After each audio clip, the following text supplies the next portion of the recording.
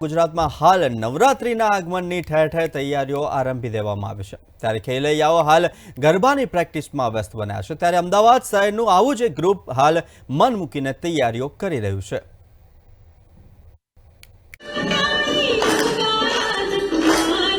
ગુજરાતમાં પરંપરાગત ગરબા વિના નવરાત્રીની ઉજવણી અધૂરી ગણાય છે।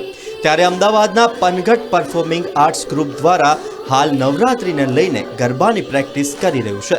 આ ગ્રુપના ખેલૈયાઓ ગરબાના અવનવા સ્ટેપ્સની તૈયારીઓ કરીને ખુશીની લાગણી અનુભવે છે। देखिए, गरबा का दो प्रकार है, एक अर्वाचीन गरबा और प्राचीन गरबा। गरबा में मुख्य एक चीज होता है कि माँ जगदम्बा को प्रसन्न करने के लिए नवरात्रि के 9 दिन दरमियान वर्तुल आकार में जो बहनों द्वारा नृत्य किया जाता है उसको गरबा बोलते हैं। सो गरबा के अंदर बेसिकली ताली, चपटी और हींच का समन्वय होता है और वही अपनी मूल बात है और वही गरबा की ओरिजिनलिटी है। नवरात्रि को लेकर मुझे बहुत बढ़िया उत्साह है। मैं यहाँ पे 15 साल से पनघट से के साथ जुड़ी हुई हूँ। यहाँ पे हम प्रॉपर गुजराती अर्वाचीन गरबा होते हैं, ताली चपटी वाले, वो ही सीखते हैं। जो अभी सब लोग बॉलीवुड स्टेप्स के साथ सीखते हैं वो हम लोग नहीं करते। हम प्रॉपर जो नवरात्रि के गरबा है जो माँ अम्बा के सामने खिलते हैं वो वाले गरबा हम सीखते हैं। उसमें 2 ताली, 3 ताली, डोडियू, हींच सब आता है। આ ગ્રુપના ડિરેક્ટરે જણાવ્યું કે વડાપ્રધાન નરેન્દ્ર મોદીએ હંમેશા ગુજરાત અને દેશ વિદેશમાં ગરબાની પ્રાથમિકતા જાળવી રાખવા અને યુવાનોને ગરબાનો પ્રચાર કરવા પ્રોત્સાહિત કર્યા છે। उनको गुजरात का वारसा, गुजरात की परंपरा, गुजरात का ट्रेडिशन सब कुछ याद है, क्योंकि जब भी वाइब्रेंट गुजरात होता था तो जब हम लोगों को मिलते थे, जब बात करते थे, तब उनको 52 शक्तिपीठ की भी बात होती है, 9 दुर्गा की भी बात होती है। तो वो उनका नॉलेज, वो खुद भी उपवास करते नवरात्रि के 9 दिन, तो वो भक्ति और शक्ति की आराधना करते और वही सिखाते कि हमारा गुजरात का जो गरबा है ओरिजिनल बात है वो आप अपने आने वाली पीढ़ी के लिए, आने वाली जनरेशन के लिए सिखाइए और उनको डेवलप प्रोग्रेस करके पूरी दुनिया को दिखाइए कि हमारा कल्चर क्या है। પનઘટ ગ્રુપના અનેક સભ્યો એક દાયકાથી વધુ સમયથી આ ગ્રુપ સાથે જોડાયેલા છે। તેઓ કહે છે કે તેમની વ્યસ્ત જીવનશૈલી હોવા છતાં તેઓ હંમેશા ગરબાની પ્રેક્ટિસમાં ભાગ લેવા માટે સમય કાઢે છે। माँ की उपासना के लिए तो धंधा भी साइड में रख देते हैं, कंस्ट्रक्शन में हम लोग, सो हमको 24/7 ध्यान देना पड़ता है। स्टिल माँ का उपासना है, नवरात्रि है, तो हम लोग उसमें तो कुछ बाकी भी नहीं रखेंगे। प्रैक्टिस मतलब प्रैक्टिस करते रहते, ऐसे तो पहले से करते, काफ़ी साल से कर रहे हैं हम लोग। इस ग्रुप से मैं 10-12 साल से जुड़ा हूँ। નવરાત્રી એ દરેક ગુજરાતીઓનો પ્રિય તહેવાર છે। આ તહેવાર દરેક ગુજરાતી જન ખૂબ જ ઉત્સાહ સાથે ઉજવે છે।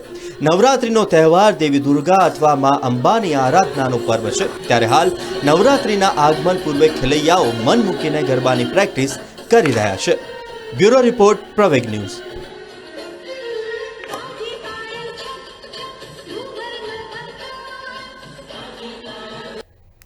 તો ભારતમાં મોટાભાગે મધ્ય ભારત અને દક્ષિણ ભારતમાં ચંદનના ઝાડની ખેતી થતી હોય છે। ગુજરાત જેવા પ્રદેશમાં તેની ખેતી કરવી મુશ્કેલ બનતી હોય છે। ત્યારે બોટાદ ગામમાં ખેડૂત પરિવાર 8 વર્ષથી ચંદનના ઝાડની ખેતી કરે છે। આવો જોઈએ તેમની સફળતાની કહાની।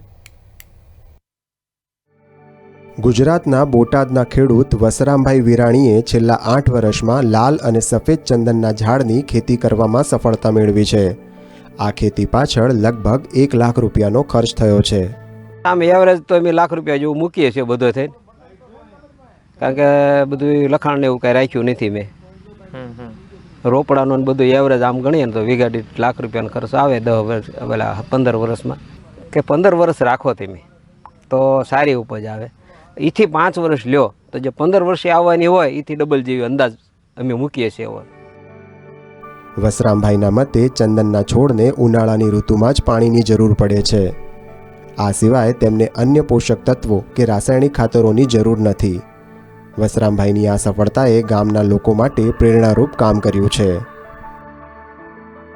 વિરાણી એના ભાઈઓ 4-5 જણા બધા ભેગા થઈને 65 વીઘાના સંદન કર્યા છે અને સંદનનો ઉછેર સારો છે અને લાંબા ગાળાની ખેતી છે। આ કેવી આવક તો સારી થતી છે એવું કહે છે બધાય, અને ખર્ચો નથી આમાં, નોર્મલ ખર્ચો છે હાવ.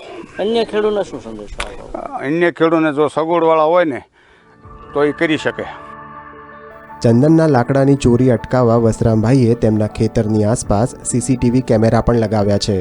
તેમનું કહેવું છે કે ચંદનના ઝાડને સારો પાક આપવામાં લગભગ 15 વર્ષનો સમય લાગે છે. ત્યારબાદ જ સારા નફાની આશા રાખી શકાય છે. બ્યુરો રિપોર્ટ, પ્રવેગ ન્યૂઝ.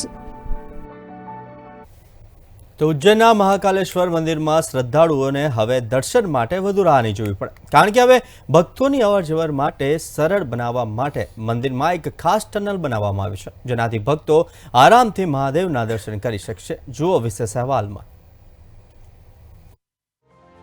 મધ્યપ્રદેશના ઉજ્જૈનમાં આવેલું મહાકાલેશ્વર ભગવાન શિવનું મંદિર 12 જ્યોતિર્લિંગોમાંના મુખ્ય પૂજા સ્થાનોમાંથી એક છે. અહીં દરરોજ ભક્તોની ભારે ભીડ જોવા મળે છે. ભક્તોની ભીડને ઓછી કરવા મંदिરના પરિसરમાં एक खास टनल बनावामा આવી છે. देखिए अभी भी जो कार्यावधि है वो बची हुई है. इस काम को पूरा करने में 9 महीने करीब 8 से 9 महीने लगे हैं. 2 लाख लोगों के सुगमता से दर्शन होते हैं. जैसे ही 2 लाख से संख्या बढ़ती है थोड़ी भीड़ बढ़ जाती है, लेकिन हम 3 लाख लोगों से ज़्यादा के दर्शन कराने में बहुत दिक्कत होती है. अब जो नई व्यवस्था बन रही है इसमें टनल के बाद 7 से 8 लाख लोगों को सुगमतापूर्वक दर्शन हो सकेंगे. અધિકારીઓના જણાવ્યા મુજબ શ્રી મહાકાલ મહાલોક કોરિડોરના બીજા તબક્કામાં નીલકંઠ, શક્તિપથ, અન્ના, મહારાજાવાડા કોમ્પ્લેક્સ અને છોટા રુદ્રસાગર વિસ્તારના વિકાસ કાર્યોનો સમાવેશ થાય છે. આ પછી આગામી ત્રીજા તબક્કામાં વધુ વિકાસ કાર્યો કરવામાં આવશે. नागरिक सुविधाएं जुटाने का लक्ष्य है फेज 3 में. बाबा महाकाल की कृपा से अब प्रबंध समिति के पास रिसोर्स इतने पर्याप्त हैं कि हम उस पर काम कर सकते हैं. वैसे भी केंद्र शासन और राज्य शासन का बहुत सहयोग मिला है. उन्हीं के बदौलत ये योजना साकार हुई है और आप तीसरे चरण में हम और कामों की शुरुआत करने जा रहे हैं, जिसमें भक्त निवास शामिल है. આ પ્રોજેક્ટ હેઠળ મંદિર પરિસરમાં આર્ટિફિશિયલ ઇન્ટેલિજન્સથી સજ્જ કેમેરા લગાવવામાં આવ્યા છે. આ કેમેરા અત્યાધુનિક કંટ્રોલ રૂમ સાથે જોડાયેલા છે, જ્યાંથી ભીડ પર સતત નજર રાખવામાં આવે છે અને તેનું સંચાલન પણ કરવામાં આવે છે. पूरे सभी लगभग 700 कैमरों का सर्विलेंस 24/7 यहाँ पर चलता है और जितने भी लोग उसमें कैप्चर होते हैं उसका एक यूनिक आईडी जनरेट होता है और सारे के सारे फेस रिकग्निशन के माध्यम से उसकी काउंटिंग होती है.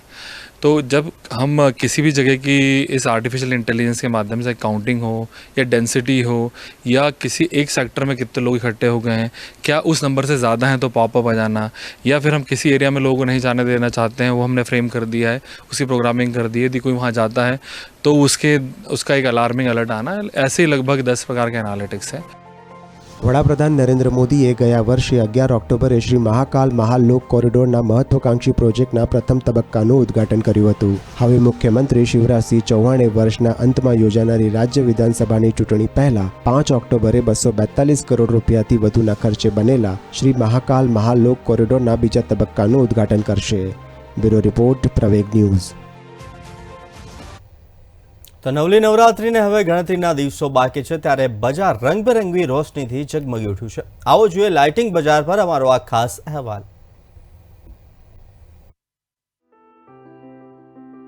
જેમ જેમ નવરાત્રી નજીક આવી રહી છે તેમ તેમ અમદાવાદના ગાંધી રોડ પર સ્થિત લાઇટ માર્કેટ અનેક પ્રકારની રંગબેરંગી લાઇટોથી ભરાઈ ગયું છે. આ માર્કેટમાં વેચાતી લાઇટ મોટા ભાગે સ્થાનિક સ્તર પર બનાવવામાં આવે છે, કારણ કે વેપારીઓએ ચીનમાં બનેલી લાઇટની આયાત કરવાનું બંધ કરી દીધું છે. इंडियन ज़्यादातर तो इंडियन ही चलता है. जो यहाँ मैन्युफैक्चर होता है वो ज़्यादातर चलता है. और ये बार चाइनीज़ की आइटम में सारे में कम से कम 20-30% माइनस है. ऊपर से सारी आइटम में गए साल से 30% माइनस है चाइनीज़ आइटम में. માત્ર અમદાવાદ અને ગુજરાતના અન્ય ભાગોમાં જ નહીં પરંતુ અન્ય રાજ્યોમાંથી પણ મોટી સંખ્યામાં ગ્રાહકો નવરાત્રી માટે લાઇટિંગ સાધનો ખરીદવા માટે અહીં આવે છે. बहुत नई नई वैरायटी यहाँ पे, ये गांधी रोड है, अहमदाबाद का मेन मार्केट है, ऑल इंडिया का सबसे बेस्ट मार्केट है. यहाँ पे अलग अलग तरह की सब वैरायटी मिलती है. इसके लिए हम राजस्थान से यहाँ पे खरीदी करने के लिए आए हैं. मैं हर साल यहाँ पे आती हूँ और कुछ नई चीज़ें लेके जाती हूँ, क्योंकि मेरे पापा की शॉप है भावनगर में, तो मैं पूरी नई नई वैरायटी देखने के लिए आती हूँ और मेरे पापा के लिए लेके जाती हूँ. માત્ર વિવિધતા જ નહીં પરંતુ સસ્તા ભાવને કારણે પણ આ બજાર લોકોમાં ખૂબ જ લોકપ્રિય છે. मैं इधर नवरात्रि के लिए लाइटें खरीदने के लिए आया हूँ, क्योंकि इधर ये रिलीफ रोड कहा जाता है इसको। इधर बहुत सस्ती और अच्छी लाइटें मिलती हैं जो नवरात्रि में सजाने के लिए बहुत अच्छी लगती है, इसके लिए इधर में हम खरीदने के लिए आए। નવરાત્રીનો તહેવાર માં અંબાની પૂજાને સમર્પિત છે, ત્યારે આ વર્ષે નવલી નવરાત્રી 15 ઓક્ટોબરથી શરૂ થશે અને 24 ઓક્ટોબરના રોજ સમાપ્ત થવાની છે, ત્યારે તેની તૈયારીઓ અત્યારથી જ પૂરજોશમાં શરૂ થઈ ગઈ છે। બ્યુરો રિપોર્ટ, પ્રવેગ ન્યૂઝ। તો નવરાત્રિ આવી રહી છે અને તેમાં ખાસ કરીને ખેલૈયાઓ અત્યારે થનગની રહ્યા છે। નવરાત્રિમાં ખેલૈયાઓ અવનવા ટ્રેન્ડ્સને અનુસરતા હોય છે અને આ વખતે સુરતના ખેલૈયાઓ પોતાના સ્મિતને ખાસ બનાવવા દાંતમાં હીરા ફિટ કરાવી રહ્યા છે। સુરતને ડાયમંડ સિટી કહેવામાં આવે છે, ત્યારે સુરતમાં નવરાત્રિ પર્વ પર આ વખતે સુરતના ખેલૈયા અનોખી રીતે તૈયાર થઈ રહ્યા છે। આ વર્ષે લોકોની નજર ખેલૈયાના પહેરવેશ પર નહીં પરંતુ તેમના ચમકતા દાંત પર પડશે, કારણ કે આ વર્ષે ખેલૈયાઓ પોતાના દાંતમાં હીરા ફિટ કરાવી રહ્યા છે। આ હીરા ખાસ પ્રકારના અલગ અલગ કલરના મળી રહ્યા છે। સુરતના એક ડેન્ટિસ્ટ આ હીરા દાંતમાં લગાવી રહ્યા છે। હીરા દાંત પર લાગેલા હોવાથી અનોખી સ્માઇલ જોવા મળી રહી છે। સુરતના ડેન્ટિસ્ટ ખાસ સ્વરોસ્કી કંપનીના ડાયમંડ લોકોને દાંત પર લગાવી રહ્યા છે। અલગ અલગ 16 શેડ્સમાં ડાયમંડ આપણને મળે છે, જેની સાઇઝ પણ મોટી નાની જેવા પેશન્ટના દાંત હોય અને જેવું ખેલૈયાઓને ગમે એવું આપણે લગાવી આપીએ છીએ। આ ડાયમંડ લગાવતા ફક્ત 5 મિનિટ લાગે છે, જેમાં આપણે દાંત ઉપર કોઈ હોલ કશું કરવાનું રહેતું નથી। ફક્ત ઉપરથી બોન્ડ લેયર લગાવીને ડાયમંડ સ્ટિક કરીને એને 3 સેકન્ડ લાઇટ આપી એટલે ડાયમંડ ફિક્સ થઈ જાય છે। અને ડાયમંડ જ્યારે બી આપણે રિમૂવ કરવું હોય તો ફક્ત 2 સેકન્ડ લાગે છે એને રિમૂવ કરતા। બાય ચાન્સ પેશન્ટ કોઈ ખાતા કરતા દાંતમાં ડાયમંડ ગળી બી જાય તો કશું નુકસાન થતું નથી, આરામથી બહુ નાનું હોય છે, સ્ટૂલમાં પાસ આઉટ થઈ જાય।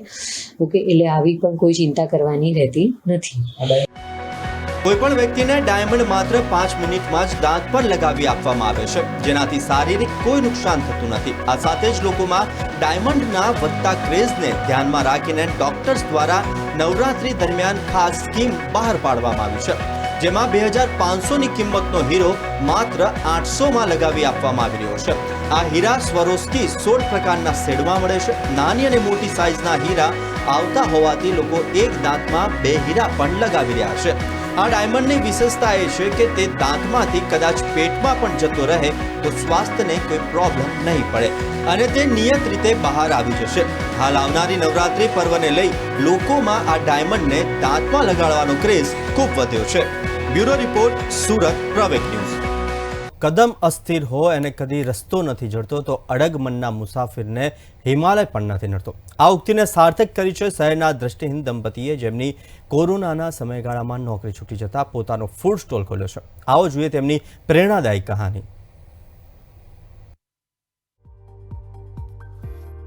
અમદાવાદના એક દ્રષ્ટિહીન દંપતીએ નાનો ફૂડ સ્ટોલ ચલાવે છે, જ્યાં તેઓ જલેબી અને ફાફડા જેવા લોકપ્રિય ગુજરાતી નાસ્તાનું વેચાણ કરે છે।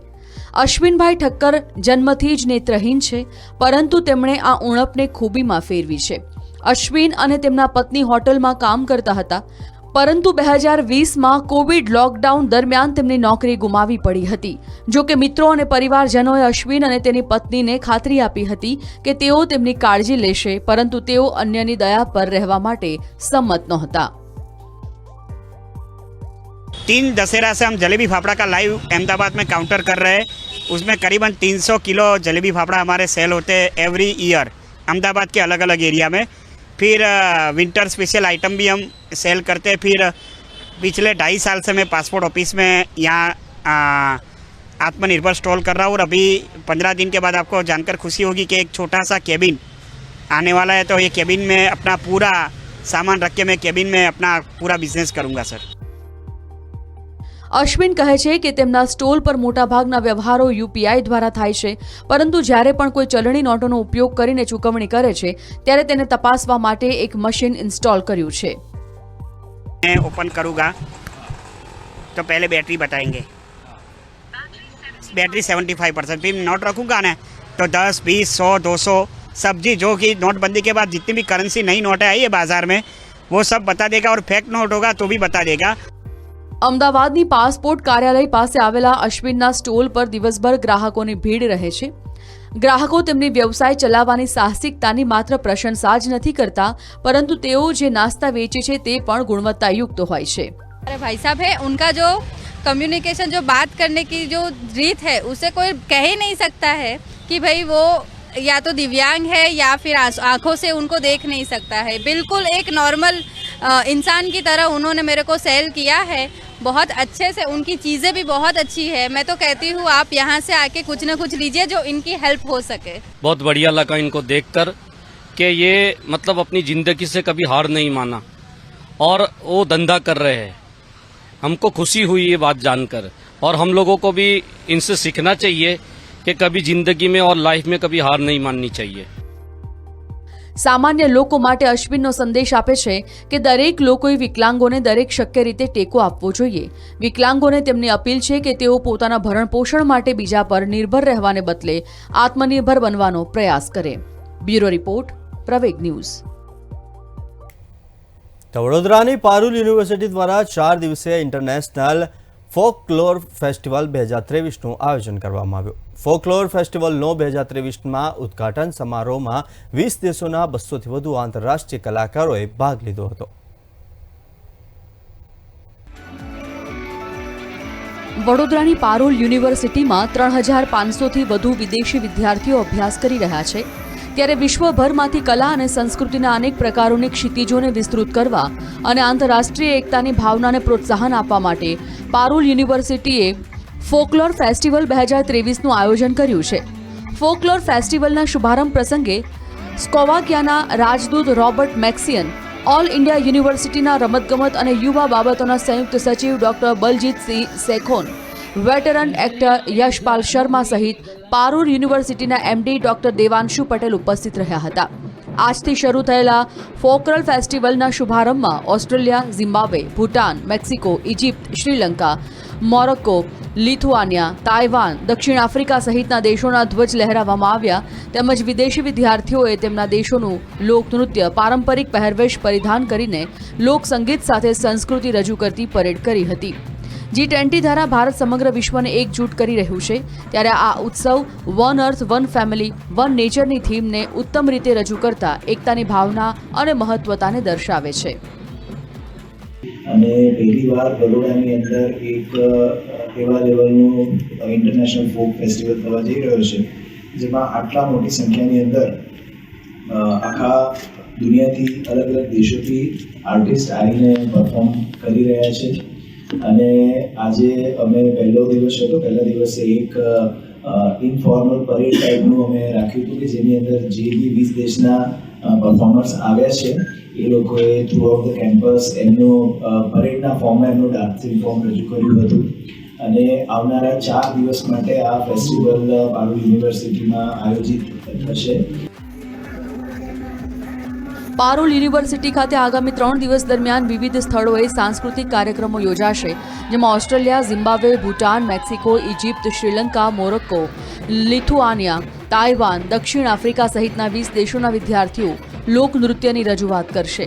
આ ઉત્સવમાં લોક અને આદિવાસી નૃત્ય સમૂહો સામેલ છે, જેમાં વિવિધ દેશોના કલાકારો તેમના પારંપરિક પહેરવેશમાં પરંપરાગત નૃત્યોના માધ્યમથી સાંસ્કૃતિક પ્રદર્શિત કરશે. આ ઉપરાંત તેમાં ઇન્ટરનેશનલ ફોકલોરિક બેન્ડ પણ સામેલ થઈ રહ્યું છે, જ્યાં વિવિધ દેશોના સંગીતકારો પ્રાદેશિક મ્યુઝિક અને બેન્ડ પરફોર્મ કરીને તેમના દેશોના જીવન અને સંસ્કૃતિની અભિવ્યક્તિ રજૂ કરશે. आप देखें भी एकेडमिक में बहुत अच्छा ग्रेडिंग है इसका, नंबर ऑफ स्टूडेंट्स बहुत है. जिस तरह से ये एकेडमिक्स में कंट्रीब्यूट कर रहे हैं, अब इनको यूथ अफेयर और स्पोर्ट्स में भी कंट्रीब्यूट करना होगा और नेशनल लेवल पर हमारी भागीदारी बनना होगा. सो दैट्स वाई हो सकता है कि कल को कोई नेशनल कैंप यहाँ भी लगे, तो इसके लिए हम और इसके ऊपर हमने ऑलरेडी इंडिया को 4 जोन में डिवाइड करके नेशनल कैंपिंग डिक्लेयर कर दिया. વડોદરાની પારુલ યુનિવર્સિટી એકેડેમિક ક્ષેત્રે સતત આગળ વધી રહી છે. હવે નવી શિક્ષણ નીતિ અંતર્ગત રમતગમત અને સાંસ્કૃતિક પ્રવૃત્તિઓમાં પણ નેતૃત્વ કરશે તેવી આશા છે.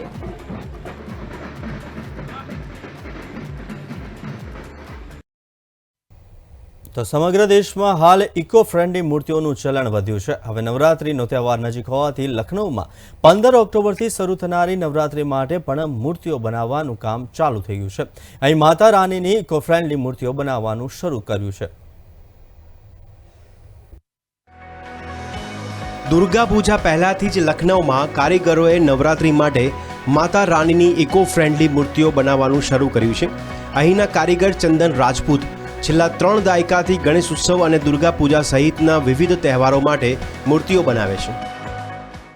30 साल के ऊपर से चल रहा है. ये शुरुआत मम्मी ने की थी हमारे यहाँ. तो उसके बाद शुरुआत में तो 2 ही 4 मूर्तियाँ थी. उसके बाद इसका जैसे प्रचलन बड़ा जागरण का और नवरात्रि में रखने का, उसके हिसाब से हम लोग के वहाँ मूर्तियाँ भी बढ़ने लगी हैं. तो इस समय कम से कम हमारे पास 300 से 400 मूर्तियाँ हैं लगभग. और लोग पूरा लखनऊ के बाहर उत्तर प्रदेश पूरा और इसके बाहर भी जितने ऑर्डर आते हैं वो गणेश पूजा और ये नवरात्रि दोनों ही का करते हैं. ઘણા શિલ્પકારો મૂર્તિઓ બનાવવા અર્થે કોલકાતાથી લખનૌ આવે છે. અહીં મૂર્તિઓ તૈયાર કરવા માટે ડાંગરના ભૂસા, વાંસ અને માટી જેવી સામગ્રીનો ઉપયોગ કરવામાં આવે છે. किस तरह से मूर्ति बनाते हैं? हाथ से ही बनाते हैं. वो लकड़ी, डोरी, बांस, पत्थर सभी लगता है. एक मूर्ति बनाने कितना टाइम लग जाता है आपको? अभी लगेगा तो ऐसा भला बनाएगा तो 2-3 घंटा लग जाएगा. पूरा कंप्लीट करने में वो अभी 10 घंटे लग जाएगा. कितना टाइम लगता है एक मूर्ति पेंट? एक मूर्ति में कम से कम 3 से 4 घंटे. और क्या करते हैं इसमें? इसमें क्या नीचे पूरा पेंटिंग करना, भैंसा हुआ, राक्षस हुआ, शेर, माता जी, ये सब 4 चीज़ें हैं. और किस तरह से करते हैं ये मशीन से भी होता है, ज़्यादा करके मशीनें से सब होता है. फिर जो महीन काम होते हैं वो ब्रश से होते हैं. अच्छा, और कितना इस महीने में कितना आप लोग कर देते हैं पेंट? वो जैसी जगह मिल गई सही से तो 15-20 मूर्ति. બંગાળનો સૌથી મોટો તહેવાર દુર્ગા પૂજા છે અને સમગ્ર દેશમાં ખૂબ જ ઉત્સાહ અને ભક્તિ સાથે ઉજવવામાં આવે છે. તો અહીં નવરાત્રિ માટેની તૈયારી શરૂ કરવામાં આવી છે, જેથી માતા રાણીની મૂર્તિઓ બનાવવાનું કામ શરૂ કરવામાં આવ્યું છે. તો દેશમાં રોજગારી સર્જન કરવાના પ્રયાસો થઈ રહ્યા છે, ત્યારે ગ્રેટર નોઈડામાં 204 એકરમાં ઔદ્યોગિક પાર્ક બનાવવાનું આયોજન કરાઈ રહ્યું છે. આ પાર્ક તૈયાર થવાની સાથે જ અંદાજિત 25,000થી વધુ નોકરીઓ ઊભી થાય તેવું અનુમાન છે. આ ગ્રેટર નોઈડામાં દેવુ મોટર્સ ફેક્ટરીનો પ્રવેશ દ્વાર છે. મેટીઝ, સિએલો અને નેક્સિયા મોડેલની કાર અહીં બનાવવામાં આવી હતી. દેવુ મોટર્સ ઇન્ડિયા વર્ષ 2003માં બંધ થઈ ગઈ અને ત્યાર પછી આ જમીન 18 વર્ષની લાંબી લોન રિકવરી પ્રક્રિયામાં ફસાઈ ગઈ હતી. ઓગસ્ટના અંતમાં 204 એકરની આ ઔદ્યોગિક જમીન ઈ ઓક્શન દ્વારા રિયલ્ટી ફર્મ શંકુતલમ લેન્ડક્રાફ્ટને રૂપિયા 359 કરોડમાં વેચવામાં આવી હતી. શંકુતલમ લેન્ડક્રાફ્ટ તેને ઔદ્યોગિક પાર્ક તરીકે વિકસાવવાની યોજના ધરાવે છે, જેમાં લગભગ 600 MSME હશે. In this we will spend about 1500 crores. 370 crores have already been spent, paid to RCIL, which means that a large recovery for the banks of the country and also payment to whatever small dues of the workers or other dues which are pending will go out of this. Then I believe that the government of UP or UPSIDC will get a revenue of about 400 crores. Hatchback, મેટીઝ અને સેડોન સિએલો માટે પ્રખ્યાત દેવુ મોટર્સે 90ના દાયકાની શરૂઆતમાં ભારતમાં પ્રવેશ કર્યો હતો. દેવુ motors જે વૈશ્વિક સ્તરે નાણાકીય કટોકટીનો સામનો કરી રહી હતી, તેને અમેરિકાની જનરલ મોટર્સ દ્વારા 2001માં હસ્તગત કરવામાં આવી હતી. આ ડીલમાં ભારતનું એકમ બાકાત રહી ગયું હતું, તેથી તેને બંધ કરવામાં આવ્યું હતું. સૂચિત ઔદ્યોગિક પાર્કના વિકાસ માટે અંદાજિત રોકાણ અંદાજે રૂપિયા 1500 કરોડ છે. That India is going into manufacturing in a big way. We believe there is a potential to unleash. Therefore, we believe the time is right for a campus within the city. The Devu Motor land is industrial in use and has been lying closed for 22 years. So it allows our vision of a green India, whereby a land which is already earmarked for industry, finally being used for industry, and hence new land not being taken up. વિકાસકર્તાનો અંદાજ છે કે સૂચિત ઔદ્યોગિક park 25,000 સીધી રીતે સંકળાયેલ નોકરીઓનું સર્જન કરશે. ડેવલપરના જણાવ્યા અનુસાર ઇન્ડસ્ટ્રીયલ પાર્કને ડેવલપ કરવામાં 2 વર્ષનો સમય લાગશે. તેમાં cemented road, underground power distribution, gated complex અને 24 કલાક સુરક્ષા તથા અન્ય જરૂરી સુવિધાઓ પણ ઉપલબ્ધ રહેશે. તો દેશમાં સુરક્ષા ક્ષેત્રે ઘણી મહત્વની કામગીરી કરવામાં આવી રહી છે, ત્યારે હિન્દુસ્તાન એરોનોટિક્સ લિમિટેડ એક એરક્રાફ્ટ ભારતીય વાયુસેનાને સોંપ્યું હતું. આ પ્રથમ ICA Tejas twin seater aircraft છે, જે ખૂબ જ જરૂરી કિસ્સામાં ફાઇટરની ભૂમિકામાં પણ વધારો કરે છે. હિન્દુસ્તાન એરોનોટિક્સ લિમિટેડે બુધવારે પ્રથમ LCA Tejas twin seater aircraft ભારતીય વાયુસેનાને સોંપ્યું હતું. બેંગલુરુ મુખ્ય મથકની કંપનીએ જણાવ્યું હતું કે ટ્વિન સીટર વેરિયન્ટમાં IAFની તાલીમ જરૂરિયાતોને ટેકો આપવા માટેની તમામ ક્ષમતાઓ ધરાવે છે અને જરૂરિયાતના કિસ્સાઓમાં ફાઇટરની ભૂમિકામાં પણ વધારો કરે છે. LCA ટ્વિન સીટરનું અનાવરણ કરવામાં આવ્યું હતું અને કેન્દ્રીય સંરક્ષણ રાજ્યમંત્રી અજય ભટ્ટ અને એર ચીફ માર્શલ VR ચૌધરીની હાજરીમાં IAFને સોંપવામાં આવ્યું હતું. देखिए, एक इतिहास फिर से HAL ने आज रच दिया है. ये 9 साल जो हुए हैं माननीय प्रधानमंत्री जी के, एक के बाद एक हम सीढ़ी दर सीढ़ी ऊपर चढ़ रहे हैं.